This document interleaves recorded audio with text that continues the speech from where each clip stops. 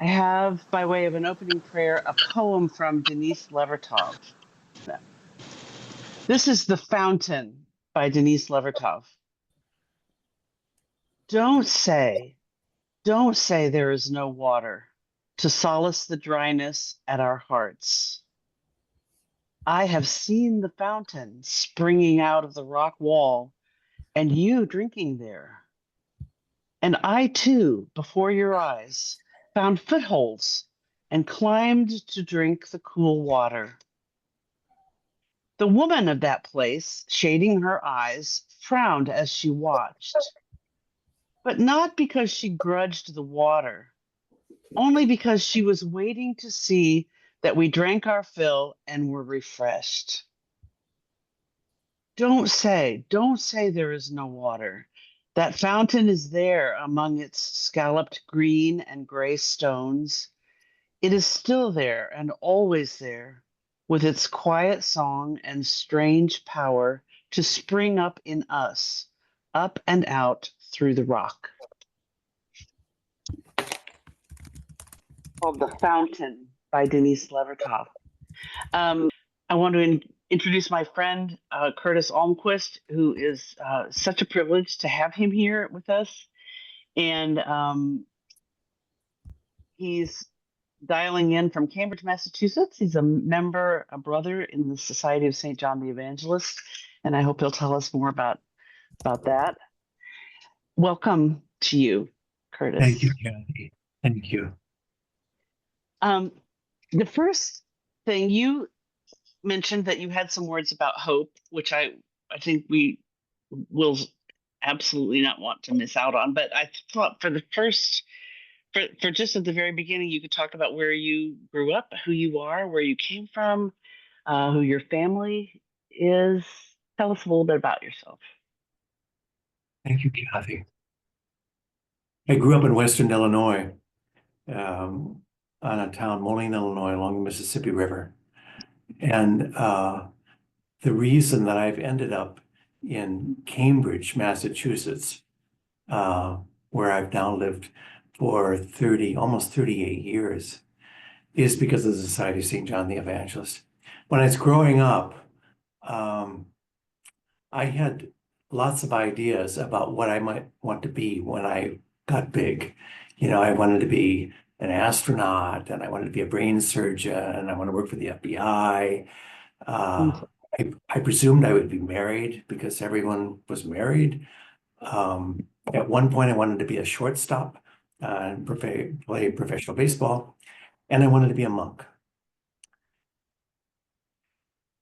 Most of these are mutually exclusive, and I could talk about everything with people who asked, except for the last thing about being a monk. I would not want to have broken my mother's heart by saying I want to be a monk. They wouldn't have known what a monk was. I didn't know what a monk was, but I remember having a dream when I was 11 years old, and it was about two monks, and I could see them coming out of a chapel out in the desert. And I remember waking up thinking, I want to be a monk. So there was Were you an Episcopalian? I wasn't. So this is really out of left field, but it was real. I can still remember the dream. But becoming a monk is not unlike, I think, finding a partner or a spouse.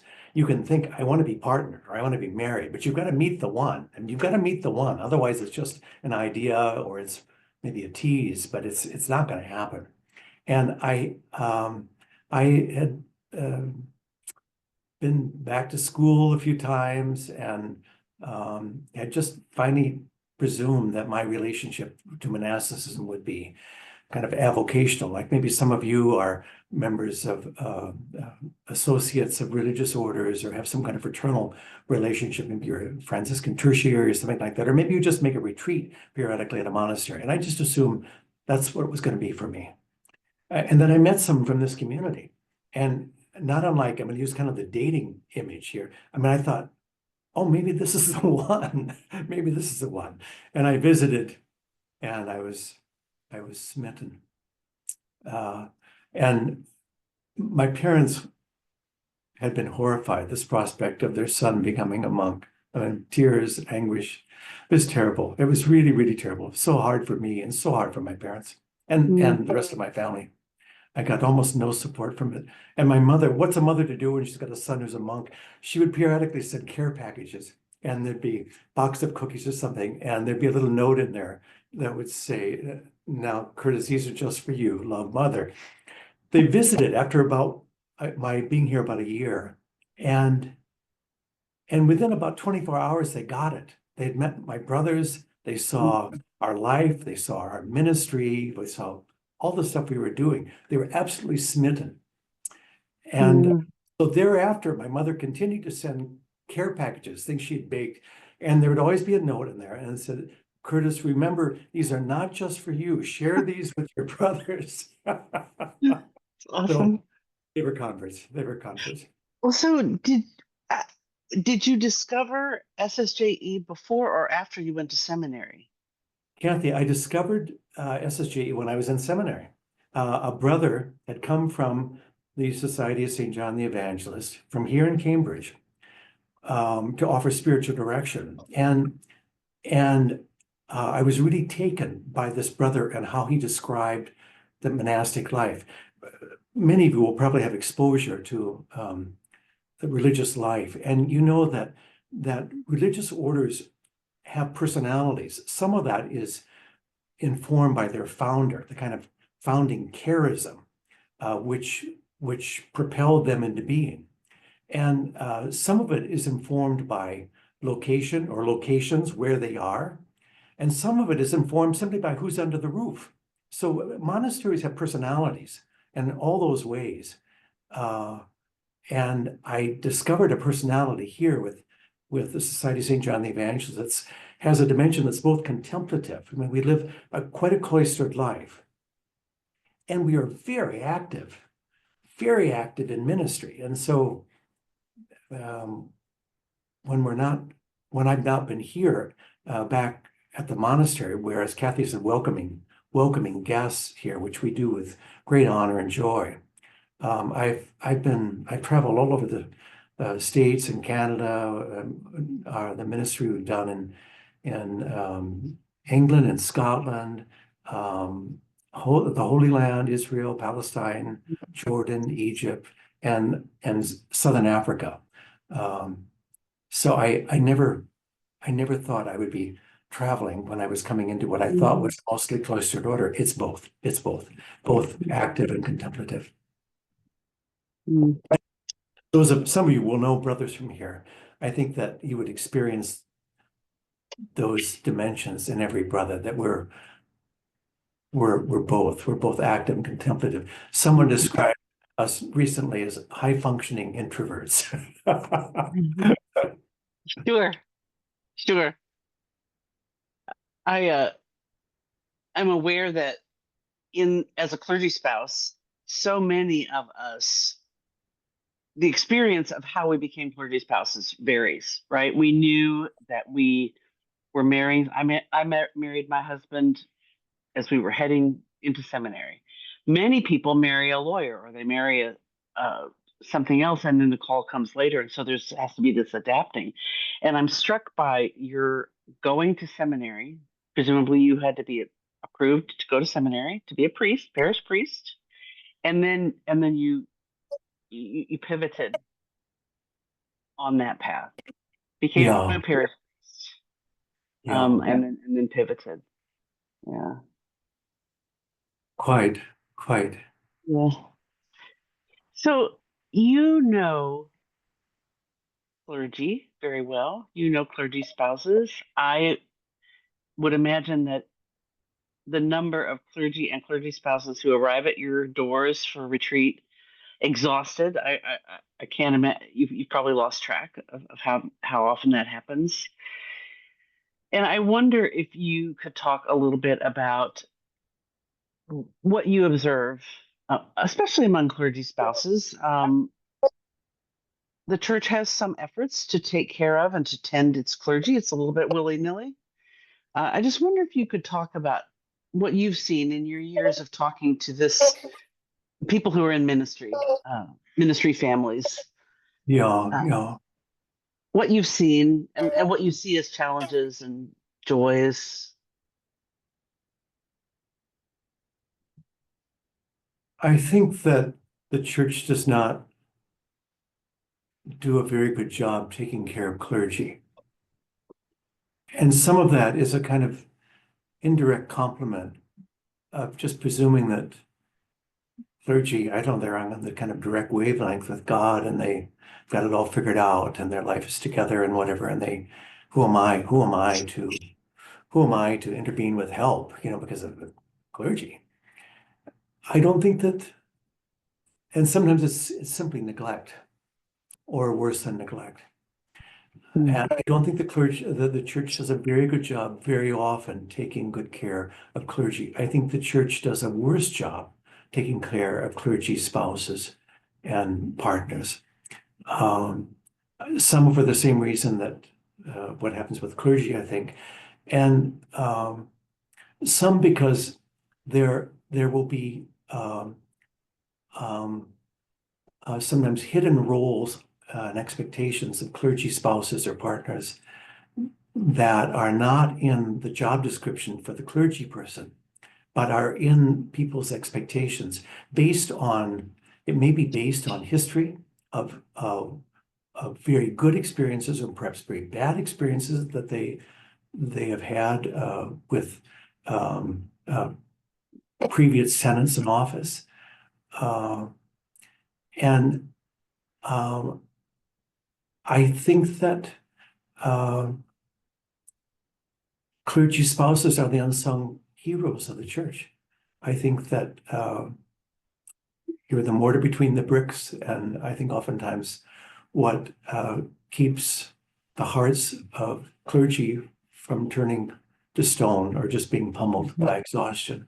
Right, so when we have clergy and clergy spouses come here, we receive them. We receive you with tender love and mercy. I can think so many times a clergy spouse or a clergy person has arrived and they have this period of retreat that they're going to be with us. And either because this has been a particularly designated time of retreat and perhaps the parish has provided time and maybe some funding, or because of maybe they're feeling like they're kind of out of touch with the God that they're preaching about all the time, that they've got to make the most of this time and they'll arrive, the clergy and spouses will arrive. They've got to make the most of it. They've got to work so hard on this retreat. And this is going to be a really spiritual high. And so many times I send people to bed. I I say the first thing you need to do is take a long nap. And tomorrow morning, we're going to pray for you at morning prayer. Do not show up. Yeah. Um, One thing that is such a gift, I think, of SSJE is that you and your brothers have such a hospitable way and also such a practical spirituality that I know that I've asked questions of you and of your various brothers and the answer is often much more simple than I'm looking for some sort of convoluted something. Um, and your practical spirituality is such a gift and such an antidote to that hmm, exhaustion. we hope so. We Yeah. hope so. Yeah, yeah, yeah, yeah. Have you personally? I'm struck by the fact that as a monk, as an ordained person, as a clergy spouse, people who are in certain roles in the church,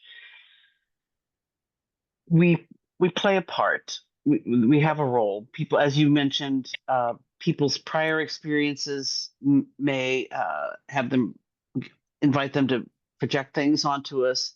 Have you ever had experiences that where someone has projected something? You're a monk.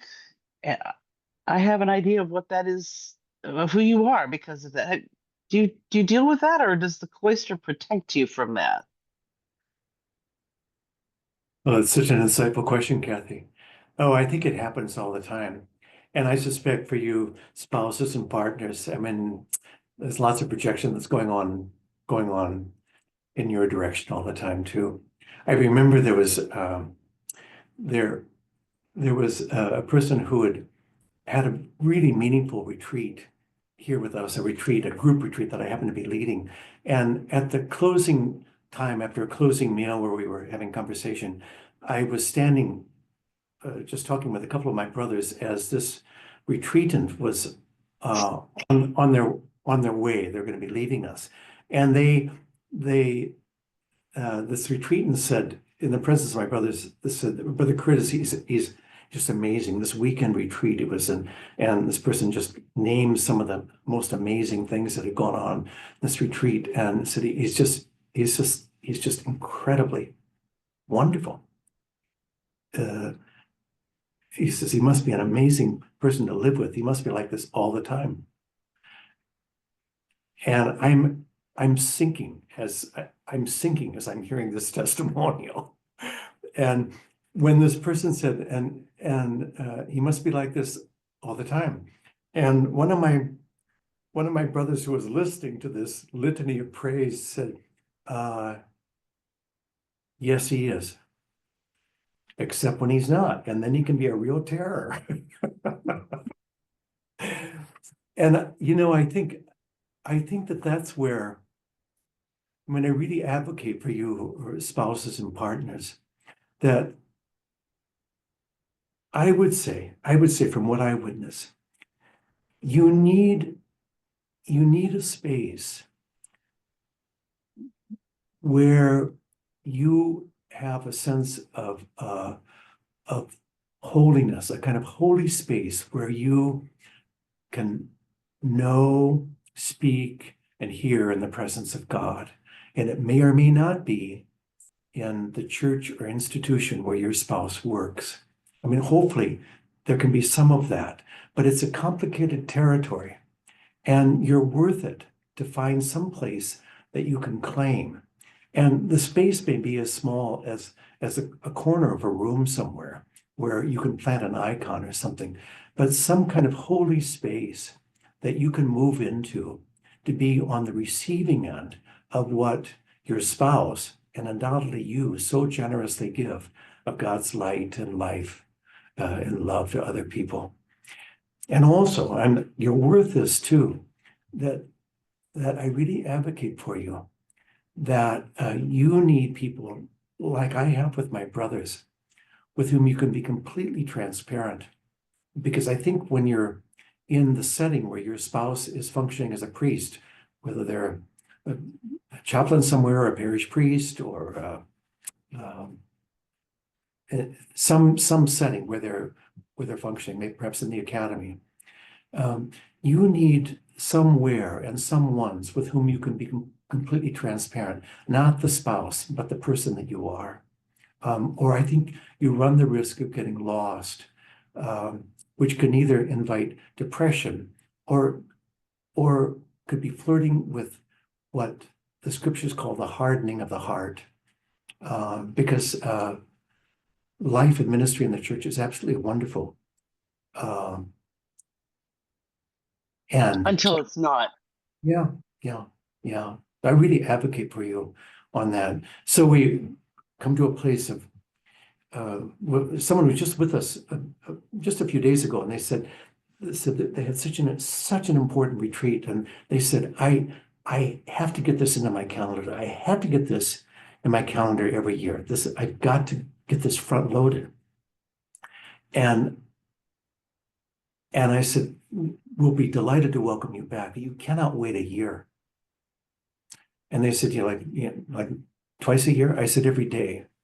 I said, you need to figure out some way, even if it's 1 minute long, where you can make a retreat, where you can stand back from what is pressing upon you and reclaim who you are, what you are, how you are as a child of God, and why God has given you the gift of today. Or you're going to just be consumed by needs that are coming at you all the time, and you'll live your life reacting rather than responding. So there's another thing I'm advocating for you.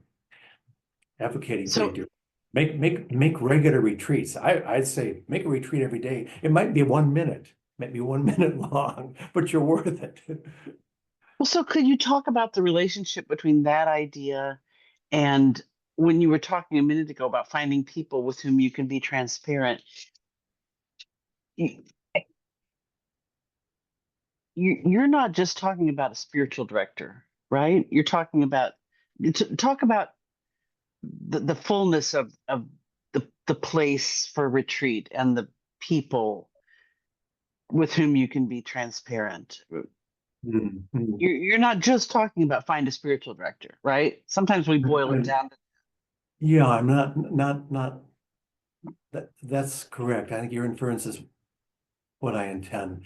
I was asked to write an article recently on an area of spirituality, and and uh, and I said, uh,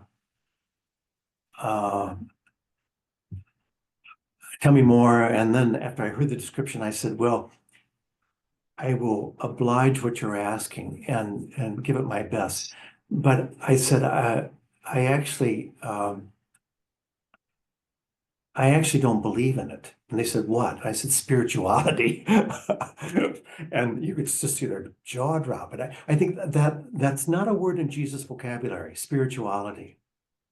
I mean, what we see witnessed in Jesus, what the church has come to call the incarnation of God becoming fully and freely human, is to practice the presence of God all the time. So when I hear spirituality, I start thinking, so that's a kind of a subset. We do spirituality, we do physical exercise, we do nutrition, we do a therapy, we go 12-step stuff, it's one more segment in our portfolio of life. Portfolios are important, but I don't see Jesus flirting with the notion of spirituality. What we see in Jesus is practicing the presence of God all the time.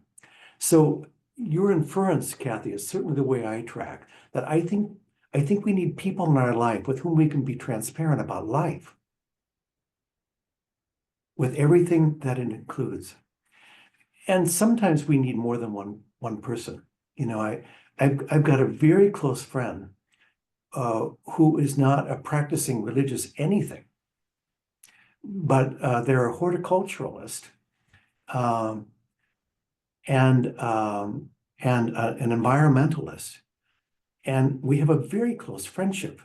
And I feel so inspired being with them. And I've got no interest to make them more like me. And they have no interest making me more like them. And this is a very important person in my life. I've got a few other people with whom I can be transparent about what's going on in my head and my heart, my family, my life, my health. I had breakfast this morning. Today is our Sabbath day in the monastery with a close friend, and we talked about everything. We talked about everything, and we talked about some, to use the vernacular, family system stuff. His family's in a mess right now, and it was all in the same breath. And I think those are the kind of people we need in our life with whom we can be completely unguarded, because for most of our life, I think, professionally, um, I'm thinking about both you and your clergy spouse. We have to be on, we have to be collected, we have to be together. And most of what we say has to be edited. That's not a bad thing, but we need other contexts where we can be transparent, where we can be right. absolutely real. And so you're worth it. I mean, you're really worth it.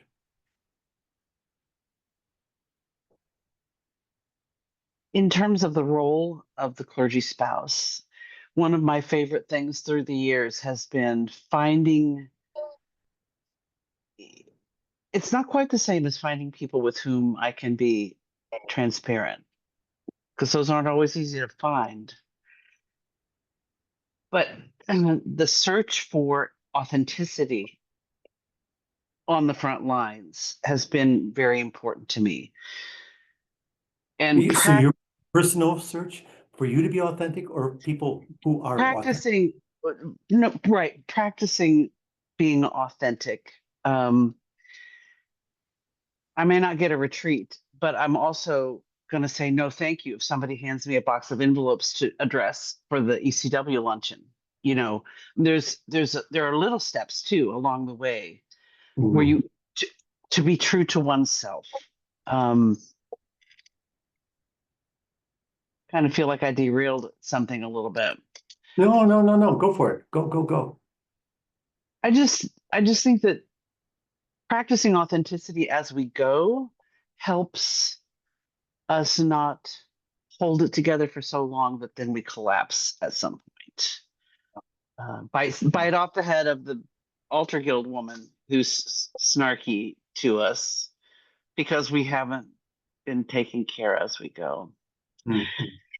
Anywho, Mhm. you were going to talk about hope, talk a little bit about hope.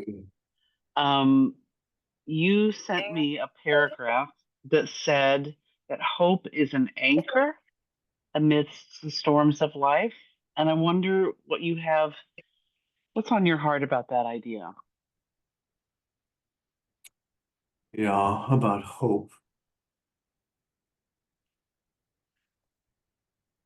I was I was talking with someone just a short time ago, and they told me what was going on in their personal life and in people whom they love, a lot of suffering, a lot of suffering. And some people whom they don't love, a lot of suffering with what's going on in our country and our world. And uh, they said to me, I've lost hope. And I listened for a long while. This person had tears in their eyes. I had tears in my eyes too. I mean, this is not imagined suffering. This is real. And they said, I think I've lost hope. And they invited me to respond. And I said, I don't believe you. And they said, what? I said, I don't think you've lost hope. I think you've misplaced it. Because I think that hope is seeded into us as a birthright. Um, you remember St. Paul saying this, 1 Corinthians 13, faith, hope, and love abide. I think that hope is there for the long while. Um, it's seeded into our soul. But to use a metaphor of a seed, for a seed to germinate and to flower uh, requires some attention. Mm, Um, and I think that we have to pay attention to from where we can draw hope. And I would say that where we draw hope is from our past. That I suspect every one of you here with whom we're sharing this conversation, uh, every one of you whom I don't know, but I bet you're a walking miracle. I bet what you have come through to be where you are today is nothing short of a miracle, which no one else is going to know like you. And I think that where we draw hope is in looking backwards from how in the world did we get from there, which might have seemed death's blow, to where we are right now. Um, so I think that hope is something that we draw from the past and can project into the future. And I would call it a quality. Um, you, you know, St. Paul makes this distinction when he talks about hope, saying we don't hope for what we can see. Um, we hope for what we can remember, I think, for what we remember, how it is we've gotten from where we are to right now. Um, so I'll give you an example. Like if you live, as I do in New England, if you were visiting us here at the monastery, I mean, we're just broaching spring right now, but if you'd come here a month or two ago and and I'd taken you out into the guest house garden. I'd call it a garden, but who's to tell it's a garden? I mean, everything is brown, shriveled. I mean, there's just nothing that resembles a garden whatsoever. And if I told you, let's say this is January, February, I told you this is the most splendid garden. And within a matter of months, there's going to be more color and more fragrance in this space than you can take in. You would, you would think, you would think I was crazy looking at what we're looking at here, which looks like a lunar landscape. Unless you had seen a springtime. Right. And if you had seen a springtime before, rather than thinking I was crazy, you would be reminded of what you know to be true. And you're drawing that from your past. It's the same thing if we were to take a step outside, let's say we're out in the country uh, uh, somewhere and late at night, and we looked up into the dark sky, and I said to you, in a matter of about 8 hours, there's going to be so much light in this opacity that you're going to have to shield your eyes. It will be blinding. You would think I was crazy. You're just crazy. I mean, the night is it's as black as my habit. Except if you'd seen a sunrise before, if you'd witnessed a dawn, and then what I'd said as a reminder of what you know to be true. You're drawing that from your past. And so I would say that's where you can tap the gift of hope, which is within you. How is it that you've gotten to be where you are right now? It can be quite a fascinating exercise to look back, to do some accounting on what you might call hopelessness in your life, which you survived. You didn't think you were going to survive, maybe. I haven't sometimes, but you did. So what happened? What happened? And hold on to that. The letter to the Hebrews uses this metaphor. Hope is what's the metaphor? It's an anchor to the soul. So I think it keeps us anchored to life and keeps us steadfast amidst all the storms.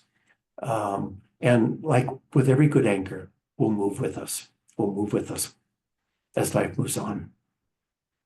So you would say that the fact, if the fact of one having suffering in their past, the fact that one has suffered is is an example of the hope. It's not, oh, I've suffered so much. You're saying that the presence of suffering, because here we are, we've survived the suffering, that we can take hopefulness from that, even if there is suffering. I think that, Jesus says, weeping may spend the night, but joy comes in the morning. I think that there's some kind of very paradoxical relationship with suffering and hope. Um, it's as if one sets the stage for the other. Uh, so I think that suffering is real and not to be placated, not to be saying this isn't real suffering, not to be denied. It needs to be sometimes wept over, and we need to pound the walls with suffering and injustice. I just refuse to believe it's the last word. And that's where, to use the language that will be so familiar to us as we anticipate Holy Week and Easter, that's where we cling to the hope of the resurrection, that life comes out of death. Life comes out of the killers of death. And you can die many times in this life. I mean, life can be such a killer. So, in the trade language, it's called the Paschal mystery, that there's a cycle of life coming out of death. Mhm. It's an Molly has incredible written, mystery, but it's undeniable. Yeah, just give me again. well, speaking of Paschal mysteries, Molly has written that she can strongly relate to the springtime as a sign of hope. Being a lifelong New Englander, the first crocuses each year are perennial signs of hope for me and a reassurance that we made it through winter and we will, in fact, see summer again, despite how hard that may have been to believe in February. Yeah, yeah, yeah. Isn't that beautifully put, Molly? Yeah, yeah, yeah. I saw something Friends, I this think week. if you're feeling like you've lost your hope, I think you've got it. It just needs to be reclaimed.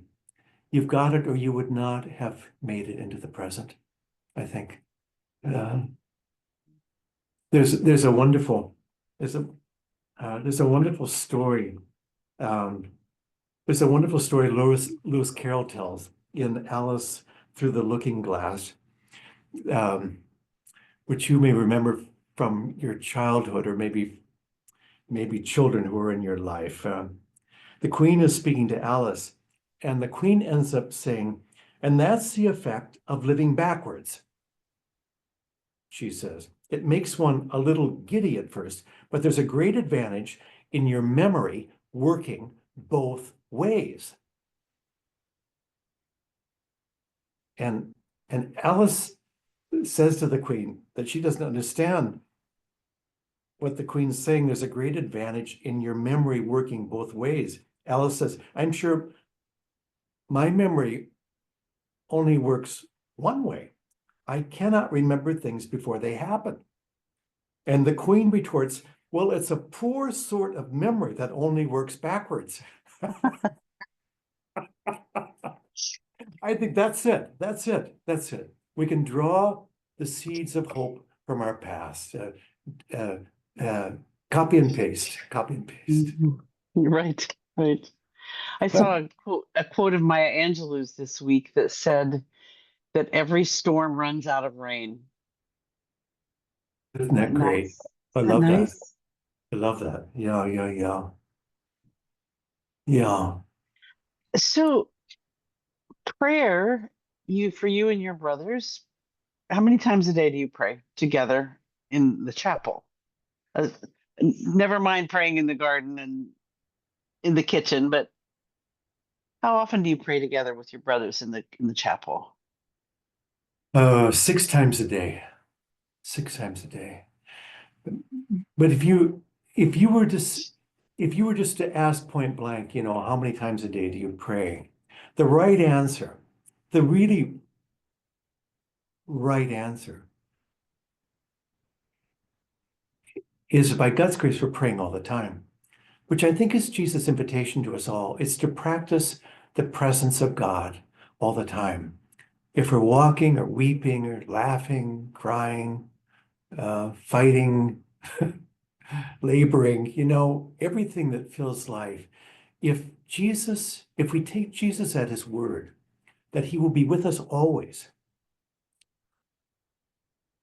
then the real invitation there is to practice the presence of God in the best of times and in the worst of times, believing that God is with us. Um, and one of the questions that we're always asking ourselves here in the community, which I think is a really good question to ask, when things are really good and when things are really bad and everything in the middle, is what is God's invitation? So what is God's invitation in this? Believing that God has extended our life into today, into now, not by accident, but for some reason, and that we are emissaries of God's light and life and love. And with that ambassadorial status, which is St. Paul's metaphor, with that ambassadorial status, I believe we've been given power and provision to be what God has called us to be. So I think if we wake up in the morning, we're missionaries and we're set up, and God has something intended for us, something is intended for us, or we would not be alive. Mhm. Because all of us have a different reach. I mean, we're as much the same as we may be, we're all connecting with different people. Um, and I think we're emissaries. I love St. Paul's image of ambassadors. So that's the longer answer to your question, Kathy. The real invitation is to pray our lives.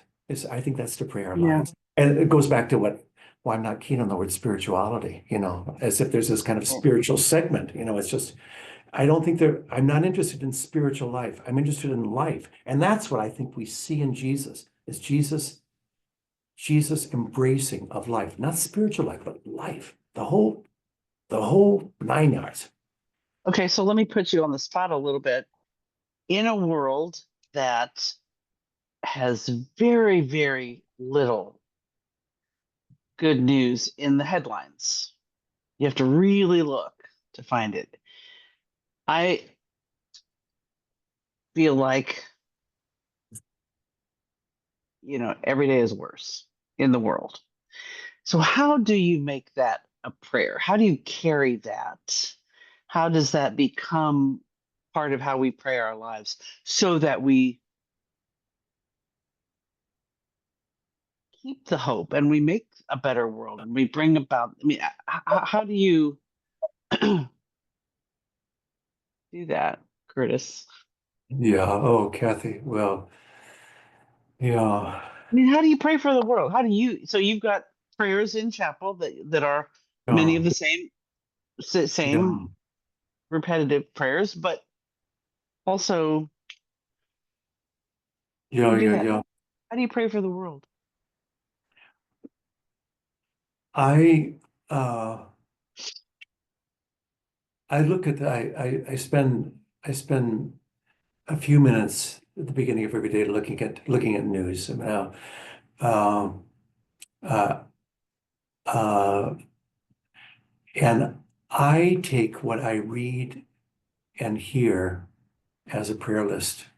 I mean, rather than just taking it into my head, I'm taking it into my heart as a prompt for my prayer. So that becomes a prayer list for me. And uh, and I pray for the intervention of God's light and life and love. Um, I do that. I do that all the time. I do when I see that power is being held by those who are what I experience as exercising uh, cruelty or pain, um, injustice, prejudice against powerless. I pray for an intervention. I pray for an intervention in that. But I'm always praying for God's love. I think that um, bad people haven't been loved enough. I'm not excusing their actions, but there's some kind of compensation going on that may be incredibly costly, causing untold suffering, loss. It may even be illegal. I think they haven't been loved enough.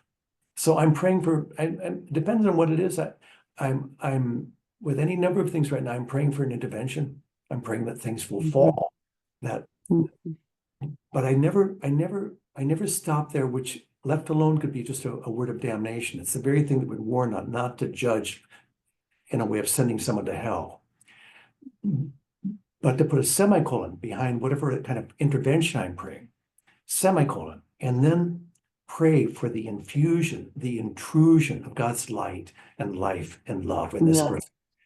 I think when Jesus says bless and don't curse. But cursed people don't get better. But cursed people do not get better. So you don't want to curse a person that is on your bad list. I mean, that's not a helpful tack to take, you know. So to pray for the intervention of God's light and life and love. Stop it, Yes. Thank you. the prayer, and then Yeah. intervene with. Thank you. That was a good answer. I wonder if you have some final things that have been on your heart that you wanted to share with us. And I'd like to know that if you do. Thank you, Kathy. I'll give the final word to St. Paul, who at the end of his life had experienced, the lists he makes: shipwrecks, beatings, multiple imprisonments, uh, and all kinds of hostility. And near the end of his life, when he's facing death, which he knows is upon him, facing capital punishment, uh, one of the final things that he says is, may the God of hope fill you with all joy and peace. Isn't that beautiful? And I think there's something there to be explored and claimed about hope, joy, and peace, which, as Jesus says, not as the world gives, but as he gives, peace from the inside out. Mm. And a final word of thank you to you, to our spouses and partners. You are such gifts to us in the church. You are unheralded heroes to us. And we could not thank you enough and hardly ever do. Thank you, thank you, thank you for who you are and what you do. Thank you. We have a couple of minutes. We haven't given people a chance to, if anyone has any things that are really heavy on their hearts for you could put in the chat. We've got Curtis for another couple of minutes. And I want to thank you for agreeing to do this on your Sabbath. I mean, I knew that it was your Sabbath, but I didn't think. So I'm grateful to you for taking this time for us on your Sabbath day. You're so welcome. My joy, my joy.